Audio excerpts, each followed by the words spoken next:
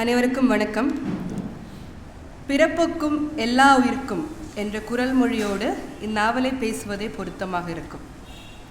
இந்தியாவில் கிறிஸ்துவம், இஸ்லாம், அதே மாதிரி இந்து, சீக்கியம், பௌத்தம், சமணம் என நிறைய மதங்கள் இருக்குது. அது மட்டும் இல்லாமல் நமக்கு எல்லாருக்குமே தெரியும், இந்தியா ஒரு மதசார்பற்ற நாடு. இந்திய அரசியல் அமைப்பும் அதே போல் மதசார்பற்றது. அப்படி தான் நம்புகிறோம். இந்த நாவல் முழுக்க இங்கே என்ன நடக்குது, நம்மளை சுற்றி, நம்ம நாட்டில், நாம் வாழும் தேசத்தில் என்ன நடந்துட்டுருக்கு அப்படிங்கிறத வெளிப்படையாக காட்டுது. அதாவது இந்தியாவில் பெரும்பான்மையாக இருக்கக்கூடிய ஒரு மதம், அது மட்டும் இல்லாமல் கல்வி போன்ற விஷயங்களை கொண்டு வந்த இன்னொரு சிறுபான்மை மதம். இந்த இரு தரப்பினர்களுக்கும் இடையேயான மத காழ்ப்பு, மத வெறுப்பு, மத பரப்பு போன்ற பல்வேறு விஷயங்களை பரோஷியா அப்படிங்கிற நாவல் பேசுது. முதல்ல மதம் அப்படிங்கிறது பொதுவாக என்ன அப்படின்னு கேட்டால், அது ஒரு நம்பிக்கை தான். அது ஒரு தனி மனித சுதந்திரம் இல்லையா? ஆனால் இன்றைக்கி அது தனி மனித சுதந்திரமாக இருக்கா அப்படின்னு கேட்டால் இல்லை. மக்களை சுரண்டுவதற்கும் மக்களை அடிமைப்படுத்துவதற்கும் அரசியலோடு சேர்த்து இங்கே நிறைய பேருக்கு ஆன்மீகமும் தேவைப்படுது. அதனால தான் அவங்க கையில் மதத்தை எடுத்துக்கிறாங்க, ஒரு பக்கம் சாதி எடுத்துக்கிறாங்க. அது கண்டிப்பாக நம்ம ஒத்துக்க வேண்டிய விஷயம். இங்கே இருக்கக்கூடிய அந்த எல்லா உண்மைகளையும் கொஞ்சம் கூட பயப்படாமல் இதுதான் நடக்குது அப்படின்னு வெளிச்சம் போட்டு காட்டியிருக்கு பரோஷியா. அதாவது பனங்காட்டூர் அப்படிங்கிற ஒரு குக்கிராமத்தில் அங்கே இருக்கக்கூடிய இரு மதத்தினர், அவங்க ஒரு பக்கம் ஒரு சாமியையும் ஒரு மதத்தையும் எப்படி முன்னிலைப்படுத்துகிறாங்க அப்படிங்கிறது, இன்னொரு மதத்தினர் தங்களுடைய மதம் உயர்ந்தது அப்படின்னு சொல்லி ஒரு பக்கம் அவங்க அதையை முன்னிறுத்திட்டு வராங்க. இதற்கு இடையில் மத பரப்பு நடந்துட்டு இருக்கு. இதற்குள்ளே யார் பாதிப்புக்குள்ளாகிறாங்க அப்படின்னு பார்த்தோம் அப்படின்னா, அங்கே இருக்கக்கூடிய அப்பாவி மக்கள் தெரிந்தும் தெரியாமலும் அதற்குள்ளே அடிமைப்படுத்தப்படுறாங்க, அதுக்குள்ளேயே தக்க வச்சுக்கிட்டு இருக்காங்க அப்படிங்கிறது நம்ம கவனிக்கப்பட வேண்டியது. இந்த நாவல் ஆரம்பிக்கும் போதே அந்த ஊரை பற்றி சொல்லும் போதே சொல்கிறாங்க, அந்த ஊர் எப்படிப்பட்டது அப்படின்னா அடிப்படை வசதிகள் கூட இன்னும் அந்த ஊருக்கு சேரலை அப்படிங்கிற மாதிரி தான் ஆசிரியர் சொல்கிறாரு. அந்த அடிப்படை வசதிகள் இல்லாத ஊரில் என்னெல்லாம் சிறப்பாக இருக்குது அப்படின்னு பார்த்தா, ஆலயங்கள் சிறப்பாக இருக்குது. அங்கே இருக்கக்கூடிய வழிபாட்டு தலங்கள், கடவுளுக்காகவும் மதத்துக்காகவும் பண்ணக்கூடிய எல்லா வேலைகளும் சிறப்பாக இருக்குது. அவங்களுக்கு தேவையான சிலைகள் செய்கிறது, விழாக்கள் கொண்டாடுறது, அதெல்லாம் நல்லா இருக்குது. ஆனால் அங்கே அடிப்படை வசதி கிடையாது.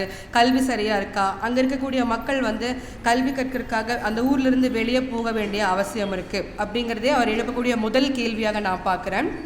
அதே மாதிரி அந்த ஊர்லேயே அந்த வேறுபாடுகளை ஆரம்பத்திலிருந்தே சொல்லிட்டு வர போக்கு அந்த கதையை ரொம்ப சிறப்பாக நகர்த்திட்டு போகுது அப்படிங்களாம். அந்த ஒரு குறிப்பிட்ட ஒரு மாதம் சொல்லி, ஜனவரி மாதம், அதே மாதிரி டிசம்பர் மாதம் என்ன சொல்கிறாங்க அப்படின்னா, 2 மாதங்கள்லையுமே ஒரு தரப்பினருக்கு ஒரு விழா வருது, இன்னொரு தரப்பினருக்கு ஒரு விழா வருது. அந்த ஊரே அதுக்காக தயார் எடுத்துகிட்டு இருக்குது அப்படிங்கிற மாதிரியான ஒரு ஆரம்பத்தில் கதையை நகர்ந்து போகுது. பரோஷியா முதல்ல பேசக்கூடிய விஷயங்கள் அப்படின்னு பார்த்தோம் அப்படின்னா, மதங்களும் சாதிய கட்டமைப்புகள் இருக்கக்கூடிய பிரச்சனைகளை பேசுது. நான் கண்டிப்பாக கதையை முழுமையாக சொல்ல போகிறதில்ல, ஏன்னா கதையை நீங்கள் வாசித்து பார்க்கணும். இதில் எனக்கு தோணுன விஷயங்கள், எனக்கு என்னெல்லாம் கேள்விகள் உருவாச்சோ அதை மட்டும்தான் இங்கே சொல்ல போகிறேன்.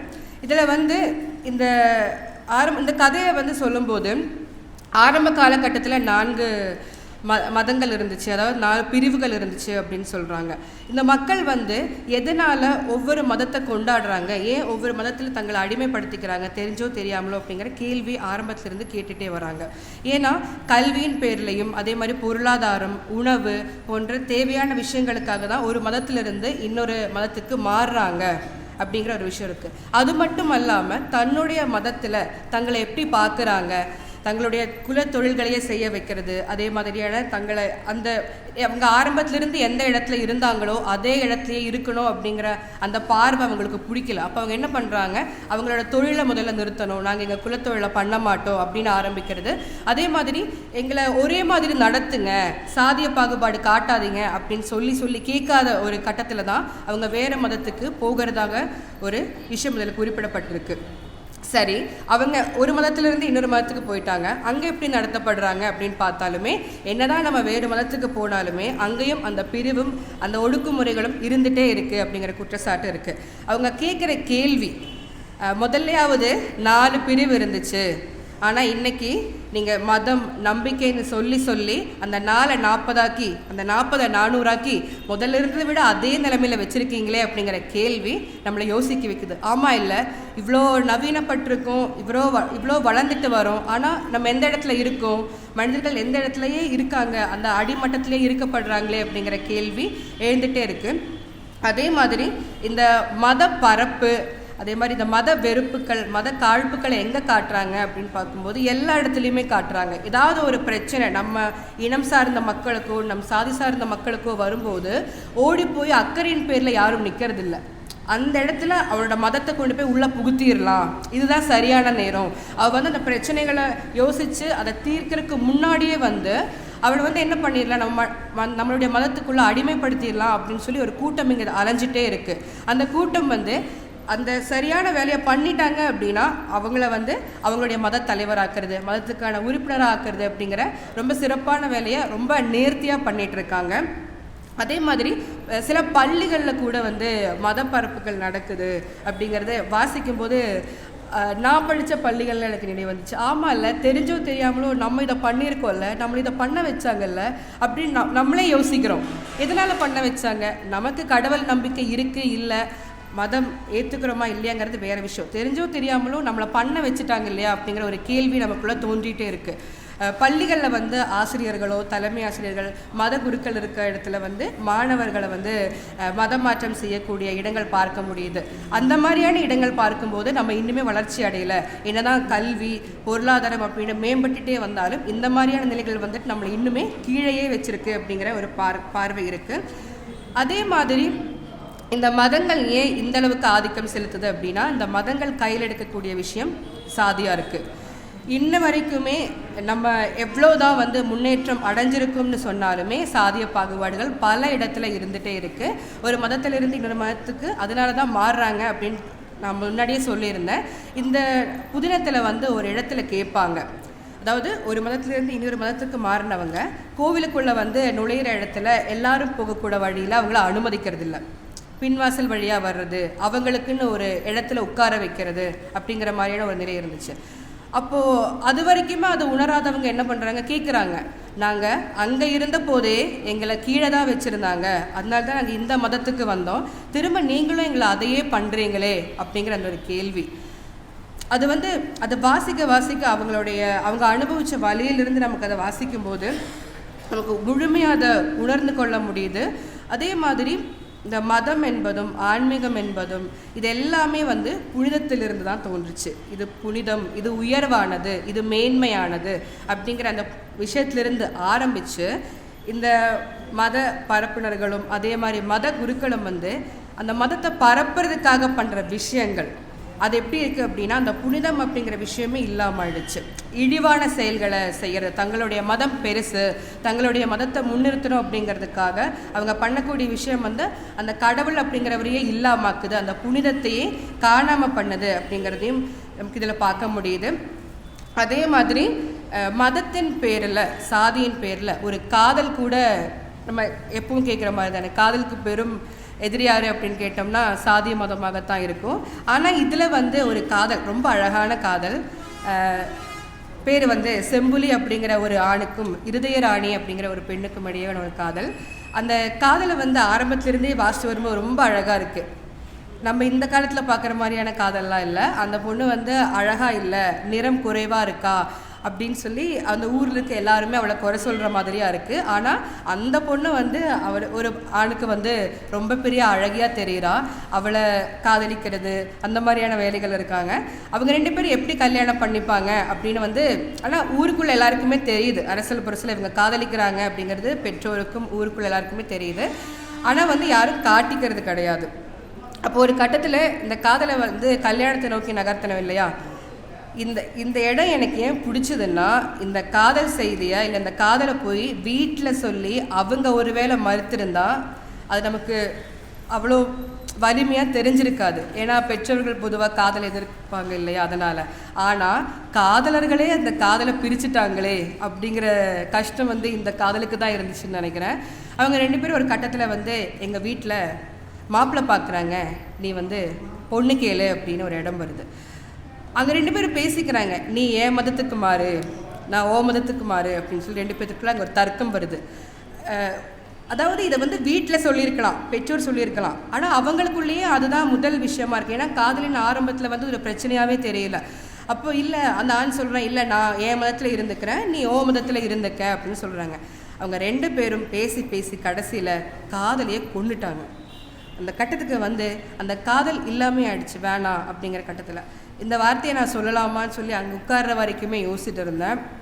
இந்த காதல் முறிவு பற்றி, இந்த காதல் பிரிஞ்சு போனதுக்கு அப்புறமா அவர் இப்படி வருத்தப்பட்டார், அந்த பொண்ணுக்கு இவ்வளோ இழப்பு நேர்ந்துருச்சு அப்படிங்கிற எந்த வலியுமே சொல்லலை. ஏன்னா அதுக்கான இடமே இல்லை. அவர் இந்த காதலை மறுத்த உடனேயே ஒரு 4 பேர் 5 பேர் வந்து அவரை அந்த மதத்துக்குள்ளே வந்து உறுப்பினராக்குறது, இவர் தான் நம்ம மதத்துக்காக உழைக்கிறாரு, இந்த மாதிரி தான் இருக்கணும் அப்படின்னு சொல்லி அவரே ஒரு தலைவராக மாற்றக்கூடிய ஒரு நிலைமை இருக்குது. அந்த ஆண் சொல்லக்கூடிய வார்த்தை இருக்குது இந்த நாவலில். அதுக்கப்புறம் இந்த காதலை பற்றி பேசவே இல்லை. உனக்காக, இந்த காதலுக்காக என் ஆண்குறியை கூட அறுத்து தருவேன், ஆனால் மதம் மாற மாட்டேன் அப்படிங்கிற வார்த்தை. நம்ம சொல்லிகிட்டே இருக்கோம் இல்லையா, இந்த சமூகத்தில் இருக்கக்கூடிய ஏற்றத்தாழ்வு, மதங்களை, சாதிகளை, இந்த மாதிரியான வேறுபாடுகள் எல்லாம் எப்படி அறுக்கணும், உடைக்கணும் அப்படின்னு சொல்லும்போது காதலில் இருந்து தான் அது ஆரம்பமாகுது அப்படின்னு சொல்லு. ஆனால் இந்த வார்த்தையை காதலர்களே சொல்லிட்டா அதை யார் மாற்றுவாங்க, அதை யார் சரி பண்ணுவாங்க அப்படிங்கிற கேள்வி. இவ்வளோ காதல் செஞ்சுமா அதுக்கப்புறம் அவங்களுக்குள்ள அந்த என்ன ஆச்சுங்கிற இதே கிடையாது, அந்த பதிலே இல்லை, தேவையில்லை. நமக்கு அந்த வலியோ அவங்களுடைய இழப்போ நமக்கு தேவையில்லை. நமக்கு என்ன தேவை, நமக்கு நம்ம மதம் ஓகே. அவனுக்கு அடுத்து அது வரைக்குமே அந்த செம்புலி அப்படிங்கிற கதாபாத்திரம் வந்து அவங்க மதத்துக்குள்ளே இருக்கான், அவ்வளவுதான். நிறைய பேர் வந்து அவனை இந்த மாதிரி மதத்துக்குள்ளவா, இந்த மாதிரி சாதிக்குள்ளவா அப்படின்னு சொல்லி இழுக்கும்போது, இல்லை நான் எந்த மதத்தையும் தூற்ற மாட்டேன், எனக்கு எந்த மதத்துலையும் காழ்ப்பில்லைன்னு சொல்லி ஒரு நடுநிலைமையாக இருந்தான். அவனோட மதத்துக்குள்ளே அவன் நடுநிலைமையாக இருந்தான். ஆனால் அந்த பொண்ணும் அவனும் பேசி முடிச்சு அந்த காதல் முறிவுக்கு அப்புறமா அவன் முழுமையாகவே ஒரு மதத்தை மட்டுமே முன்னிலைப்படுத்துகிற ஒரு ஆணா மாறிட்டான். நம்மளை சுற்றி ஒரு கூட்டம் இருந்துகிட்டே இருக்குது, எப்படா அவங்க மதத்தை தூக்கி பிடிப்பாங்க, அவங்க மதத்தை அவங்க சாதியையும் உயர்வாக பேசுவாங்க, அப்போ டக்குன்னு நம்ம பக்கம் இழுத்துக்கலாம் அப்படிங்கிறது. அந்த அறிவு நமக்கு வேணும்னு நினைக்கிறேன். நம்மளை யார் அடிமைப்படுத்துகிறாங்க, நம்மளை யாராச்சும் அடிமைப்படுத்த பார்க்குறாங்களா, ஏதாச்சும் ஒரு கூட்டத்துக்குள்ளே சேர்த்துக்க பார்க்குறாங்களா அப்படிங்கிற அறிவு வேணும் அப்படிங்கிறது எனக்கு இந்த இடத்துலேருந்து ஆரம்பமாச்சு. அதே மாதிரி ஒரு ஆன்மீகமும் ஒரு இந்த மாதிரியான விஷயங்கள் எல்லாமே இந்த மாதிரி சமூக பிரச்சனைகள் மட்டும் இல்லாமல் உளவியல் ரீதியாக எப்படி பிரச்சனைகளை கொண்டு வருது அப்படிங்கிறது பார்க்க முடிஞ்சது. இதில் ஒரு மதத்தில் வந்து இருந்த ஒரு நபர், அவர் அந்த மதத்தில் இருக்கும்போதுமே என்ன பண்ணுறாரு, அதிகமாக புத்தகம் வாசிக்கிறது, கடவுளை தேடுறது, ஆன்மீகம் சொல்லி ஓடுற ஒரு மனிதராகவே இருக்கார். அவருக்கு வந்து கடவுளை பார்க்கணும், பேசணும், இல்லை ஏதாச்சும் ஒரு சாதனை பண்ணணும். சாதனை எங்கே பண்ணணும் அப்படின்னா ஆன்மீகத்தில் பண்ணணும் அப்படிங்கிற ஒரு ஆசையாக இருக்குது. அந்த ஆன்மீகம் வந்து பற்றா மாறுது. அப்போ அந்த இடத்துல அவருக்கு இந்த மதத்தில் என்னோட கடவுள் எனக்கு இதை கொடுக்கல அப்படின்னு சொல்லி அந்த இடத்துல இருந்த மாதிரி அவர் வேறு மதத்துக்குள்ளே போகிறாரு. சரி, அந்த மதத்துக்குள்ளே போய் என்ன பண்ணுறாரு, நான் கடவுள்கிட்ட பேசுகிறேன், கடவுள் டெய்லி என்கிட்ட பேசிகிட்டு இருக்காரு, அவர் எனக்கு அதை சொன்னார் இதை சொன்னாருன்னு சொல்லி அவராக ஒரு தனி உலகத்தை உருவாக்கி அதுக்குள்ளே வாழ்ந்துட்டு இருக்காது. ஆனால் சுற்றி இருக்க எல்லாருக்குமே எப்படி இருக்குன்னா, அவன் ஒரு பைத்தியக்காரன், அவன் தனியாக பேசுகிறான், அவன் கடவுளை பார்க்குறேன்னு சொல்லிட்டு இருக்கான் அப்படிங்கிற சுற்றி இருக்கக்கூடிய எல்லாருடைய பிம்பமாக இருக்குது. அதான் சொல்ல வந்தேன், ஒரு மதம் அப்படிங்கிறது ஒரு அளவுக்கு மேலே நமக்குள்ளே செலுத்தப்படும் போது, நம்மையே அறியாமல் நம்ம அதுக்குள்ளே ஆட்படுத்தி கொள்ளும் போது நம்ம எந்த மாதிரியான நிலைக்கு தள்ளப்படுறோம் அப்படிங்கிறது வந்து இதன் மூலமாக தெரிய ஆரம்பிச்சுது. கடைசியில் வந்து அவர் நான் கடவுளை பார்த்தே கடவுள்கிட்ட பேசி அவர் என்னை காப்பாற்ற வந்தே ஆகணுங்கிற நிலைமையில் உயிர் போகும் நொடியில் கூட போய் உண்ணாவிரதம் இருக்கிறது, தன்னுடைய உடலை பொருட்படுத்தாமல், குடும்பத்தை பொருட்படுத்தாமல், அந்த அளவுக்கு கூடமா நம்மளை ஆன்மீகமும் மதமும் அடிமைப்படுத்தும் அப்படிங்கிற கேள்வி இந்த இடத்துல கவனிக்க வேண்டியது. அதே மாதிரி இந்த புனிதம், நான் ஏற்கனவே சொல்கிற மாதிரி இந்த புனிதம், இந்த விஷயம் எல்லாமே வந்து ஆரம்பத்தில் ஒரு மாதிரி பேச்சுவார்த்தையாக போயிட்டு இருந்தாலும் இதில் தன் மதம் பெருசா இல்லை உன்னோட மதம் பெருசா அப்படிங்கிற ஒரு பிரச்சனை வர ஆரம்பிக்கும் போது 2 பேரும் கையில் எடுக்கிற விஷயம் கலவரம், அடிதடி. சரி, வடிவேல் சொல்கிற மாதிரி எது பெருசுன்னு அடிச்சு காட்டுங்கிற மாதிரி ஆளுக்கு 2 பக்கம் உட்காந்து சண்டை போட ஆரம்பிச்சிட்டாங்க. அதில் காயப்படுறது யார் அப்படின்னு கேட்டால் மீண்டும் அடித்தட்டு இருக்கக்கூடிய மக்கள் தான் காயப்படுறாங்க. அந்த இடத்துல அவங்களுக்கு புனிதம் தெரியல. ஒரு கோவிலை போய் அடிக்கிறதோ இல்லை வேறொரு கோவிலை போய் அடிக்கிறதோ அந்த இடத்துல ஒரு புனிதத்தை சதிக்கிற மாதிரியாகவோ, அந்த இடத்துல ஏன் கடவுள் இல்லாமல் போயிட்டாரு. அப்போது நம்ம கொள்கைகள் நமக்கு பெருசாக இருக்குது, நம்ம மதத்தை வச்சு பண்ணுற அரசியல் தான் நமக்கு பெருசாக இருக்கே தவிர உண்மையாகவே கடவுளுக்காக தான் பண்ணுறோமா இல்லை நம்மளை காப்பாற்றிக்க தான் பண்ணுறோமா அப்படின்னு கேட்டால் இல்லை. அது ஒரு போட்டி. அது யார் பெருசு அப்படின்னு சொல்லி தன்னை நிலைநிறுத்துறதுக்காக நம்ம ஒரு கூட்டமாக சேர்ந்து பண்ணிகிட்ருக்க ஒரு அரசியல் அப்படிங்கிறது தெரிய வருது. அதே மாதிரி இந்த புதினம் ஏன் வாசிக்கப்படணும் அப்படின்னு நீங்கள் என்ன கேட்டால், நான் இந்த புதினத்துக்கான காரணம்லாம் சொல்ல மாட்டேன். இந்த புதினத்துக்குள்ளே நிறைய உண்மை இருக்குது, அதுக்காக இது வாசிக்கப்படணும். அதே மாதிரி நம்ம சுற்றி இருக்கக்கூடிய விஷயங்களை ரொம்ப சிறப்பாக உண்மையாக தைரியமாக அவர் வெளியே சொல்லியிருக்காரு. கொஞ்சம் கூட பயப்படாமல் ரொம்ப வெளிப்படையாக சொல்லியிருக்காரு. அதே மாதிரி பாத்திர படைப்பை பற்றி பேசி ஆகணும். இந்த புதினத்தில் வரக்கூடிய எல்லா பாத்திரங்களுமே ரொம்ப சிறப்பாக அவங்களுடைய உணர்வுகளையும் அந்தந்த சூழ்நிலைக்கு தகுந்த மாதிரி வெளிப்படுத்தியிருக்காங்க அப்படிங்கிறது. நான் இவருடைய மாதீஸ்வரி அப்படிங்கிற ஒரு புதினம் ஏற்கனவே படிச்சிருக்கேன். எனக்கு இவருடைய கதைகளில் பெண் கதாபாத்திரங்கள் ரொம்ப பிடிக்கும். காரணம் ஏன் அப்படின்னா, அவங்க ரொம்ப ஒரு எங்கேயோ அடக்குமுறைகளுக்கு அதிகமாக ஆட்படாமல் ஒரு அந்த ஆதிக்கத்தை தன் கையில் வச்சுருக்கக்கூடிய ஒரு பெண்ணை அவர் அடிக்கடி காட்டுவார். அது ரொம்ப சிறப்பாக இருக்கும். இதுலேயுமே நிறைய கதாபாத்திரங்கள் இருந்தாலும் எனக்கு ரொம்ப பிடிச்ச கதாபாத்திரம் அப்படிங்கிறது ராக்கி அம்மாள் அப்படிங்கிற ஒரு கதாபாத்திரம். ஏன்னா அவங்க ஆரம்பத்தில் இருந்தே இந்த மாதிரி எல்லா விஷயங்களும் இந்த புதினத்தில் நடந்துட்டு இருக்கும்போது அவங்க எதுக்குள்ளேயுமே ஒரு கதையினுடைய ஒரு பகுதி வரைக்குமே அவங்க எந்த சாரத்துலேயுமே போகலை. இந்த பக்கம் அந்த பக்கம்னு எதுக்குள்ளேயுமே போகாமல் அவங்க 2 கோவிலுக்கும் போகிறவங்களா இருக்காங்க. இந்த வழிபாடும் நான் பண்ணுவேன், அந்த வழிபாடும் பண்ணுவேன், எனக்கு எந்த மதத்தின் கூடயும் விரோதம் இல்லை, எனக்கு எந்த மதத்தின் கூடிய வெறுப்பு இல்லை அப்படிங்கிற ஒரு நடுநிலைமை. குடும்பம் சொல்கிறாங்க அதெல்லாம் அங்கே போகக்கூடாது, அவங்க வேறு மதம் அப்படிலாம் சொல்லும்போது அதெல்லாம் இல்லை. ஒரு பெண்ணாக தானா நான் அங்கே போவேன், அந்த கோவிலுக்கு போவேன், இந்த கோவிலுக்கு போவேன் அப்படின்னு சொல்லி அவங்களுக்கு பிடிச்ச இடத்துல நிற்கிற இடம் எனக்கு ரொம்ப பிடிச்சிருந்துச்சு. அதே மாதிரி இந்த இந்த முதல் அதாவது இந்த கதை நகர்ந்து போக போக போக இதுக்குள்ளே வரக்கூடிய கிளை கதைகள் அது அந்த மைய கதை கூட சேர்ற இடம் ரொம்ப அழகாக பொருந்தி வந்திருக்கு.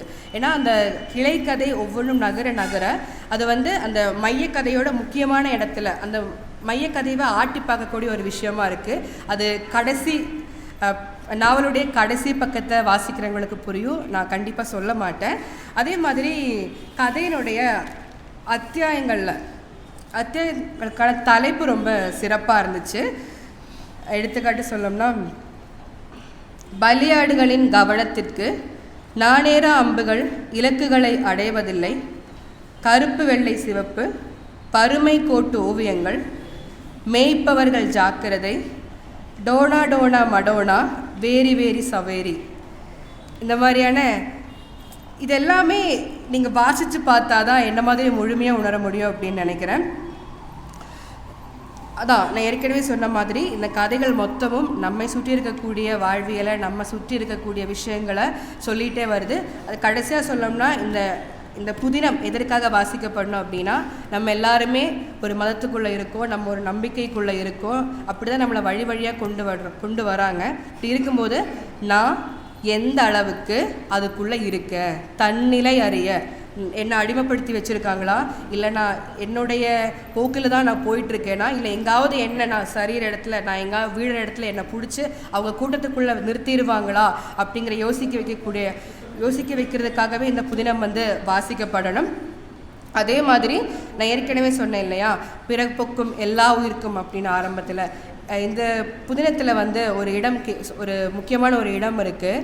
நாங்கள் எந்த மதத்தில் இருந்தாலுமே எங்களை ஒரே இடத்துல தான் வச்சுருக்காங்க, நாங்கள் மேலே வர்றதை அனுமதிக்கிறது இல்லை அப்படின்னு ஒரு மக்களுக்கு ஒரு குரல் இருந்துகிட்டே இருக்குது. அவங்க சொல்கிறாங்க, கடவுள்கிட்ட ஒருத்தர் அவரை பார்த்தே ஆகணும் அப்படின்னு சொல்லி உண்ணாவிரதம் இருக்கிறாரு. அந்த இடத்துல அவங்க சொல்லுவாங்க, கடவுள் கேட்ட அதை கேளு இதை கேளு அப்படின்னு சொல்லும்போது ஒரு கூட்டம் சொல்லுது, அவர் எங்களை காப்பாற்றக்கூட வேணாம், எல்லாரும் ஒன்று அப்படின்னு பார்க்குற மாதிரியான ஒரு வரத்தை மட்டுமாவது வாங்கி கொடுங்க அப்படின்னு சொல்லி அவர்கிட்ட கேட்குற மாதிரி.